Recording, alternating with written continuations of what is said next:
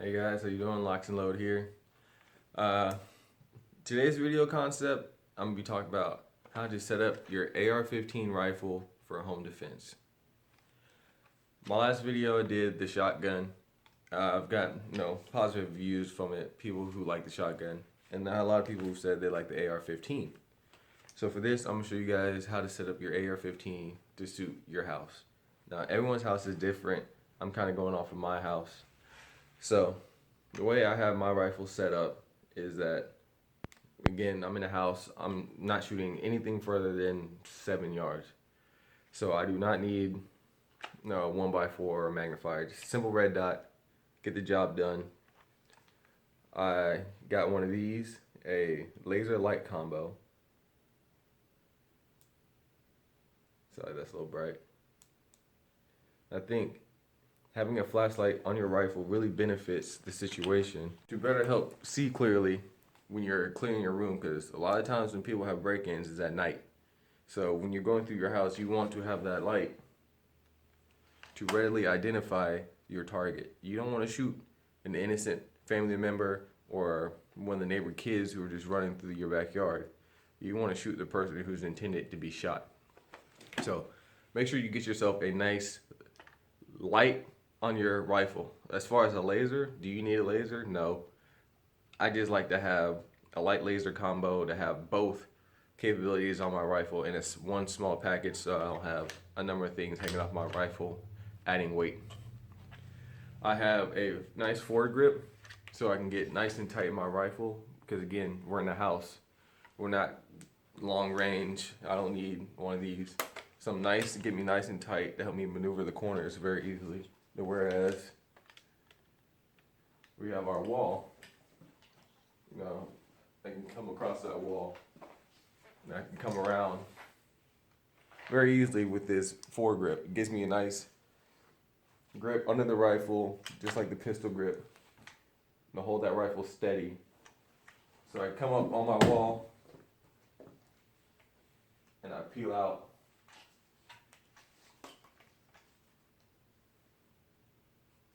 Now I acquire my target and I fire. Alright, so another thing you want to take into consideration is how is your sling, if you have one of your rifles, set up. This comes into consideration especially when you are coming up on a wall and you have to peel out to take a shot, and especially if you have to switch hands, peel out around a corner and take a shot. That's where your sling setup comes very important. I have my sling set up to here as a single point, my little dual sling attachment. I have it that way because when the sling is attached to your buttstock, to here to the front of the rifle, and you have to transition, the sling's up here. Well, now you're being choked. You can't do that transition. So you have to add the step of taking your sling off entirely, then switching hands, acquiring your target, and firing. Whereas if you had it set up or you can switch hands immediately, come up on your wall, switch hands, and you peel out. Bang, bang, and you come back. Whereas if you switched again, let's say it's in the left hand, you switch,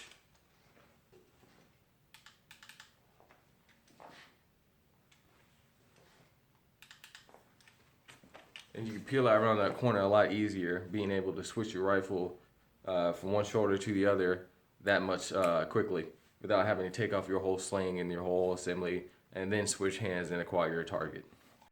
Alright, a lot of house break-ins happen at night. People normally gone or sleeping, and you can't see as easily as broad daylight if someone's sneaking up on your house.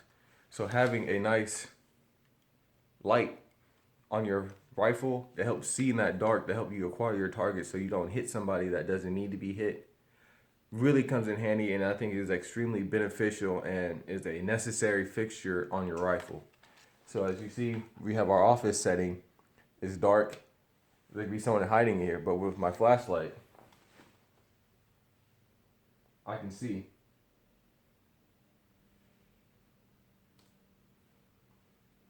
And then I have my laser too. I don't know if you can see it.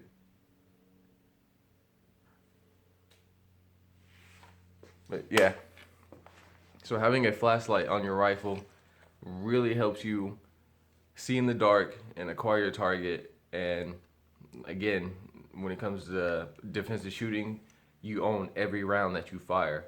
So you don't want any shots going off in the distance, going through someone's window or hitting somebody that doesn't need to be hit, because it's going to come back and it's going to come to bite you in the ass.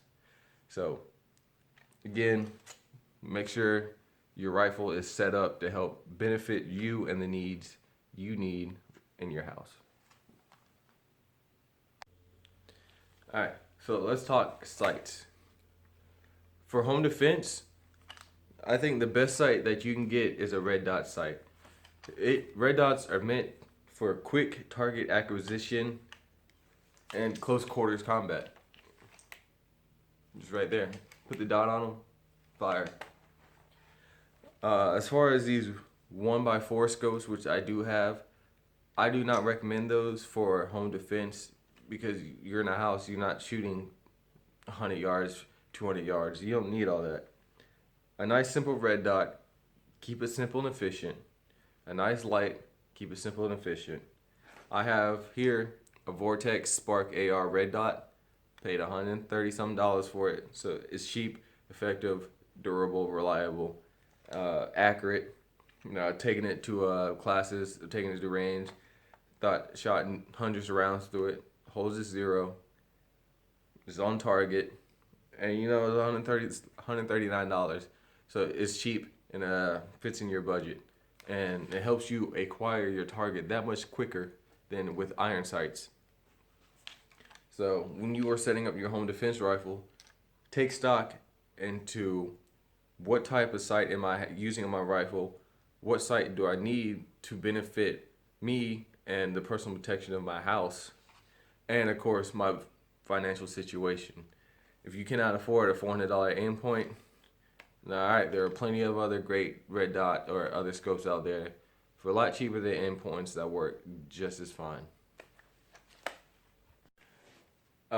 So one of the biggest proponents to a successful home defense situation is practice. In your house, you don't have to go to the range, practice. Find you a suitable shooting stance, feet shoulder width apart, squared off your target, shoulder in your arm, shoulder in your arm, rifle in your shoulder, come up. Hold the target down. Practice those snap twos. Those really come in handy.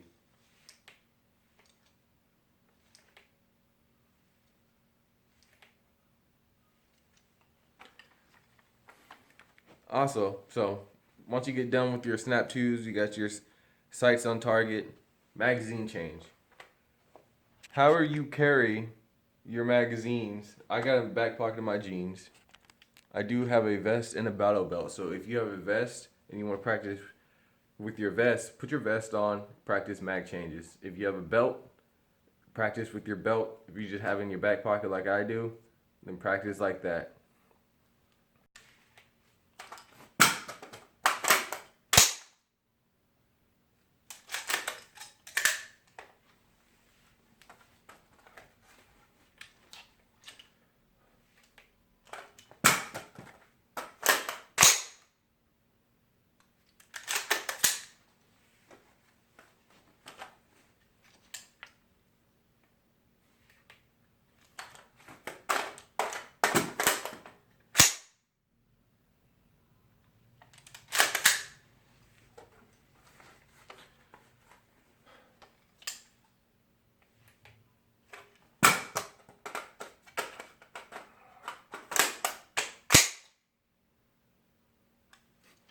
That's why we practice.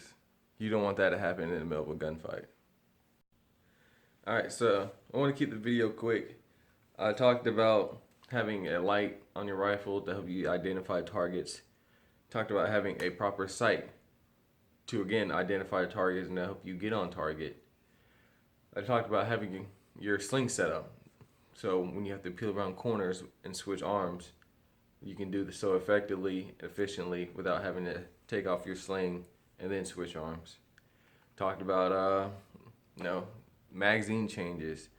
how to peel around corners. And really, guys, it really boils down to you. I can't come up with every scenario.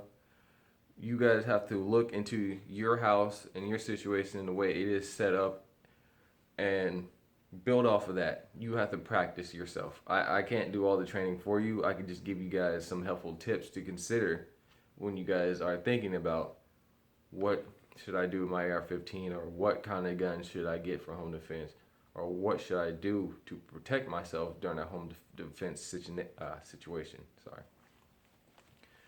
So again, guys, take stock of your inventory. Look at what you do have, what you don't have, what you need to have. When you have free time in your house, practice. Just pick up your rifle.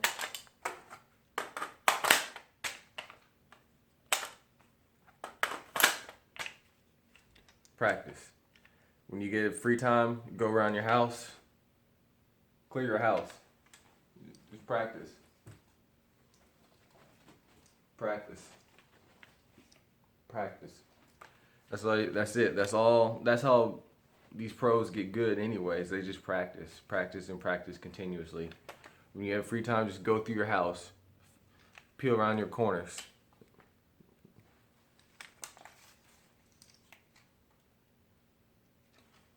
Get a feel for your house. Find out where are the angles that you can hide from, that you can see but they cannot readily see you. Where are the dark areas in your house that you can hide, or a suspect can hide? Where are the areas that afford you the most protection in your house but affords your intruder, the suspect, the least amount of protection? Which situation helps benefit you to help you win? And that's what you guys have to consider when you're thinking of these home defense situations and scenarios. So I don't want to get too off topic. That is the AR-15 and how I set up my AR-15 for home defense. Again, guys, I hope you enjoy this video. I hope you learned something, which is why I make these videos. I want you guys to learn something. I want you guys to look at what I'm doing and then ask yourself, what is it that I am doing at home? What is it that I could be doing? How can I make myself more of a proficient shooter and homeowner, gun owner, home protector? And I want you guys to ask yourselves those questions. So this is the AR-15, how I set it up. I hope you enjoy the video. I hope you learned something. And as always, guys, stay safe. LocsNLoad out.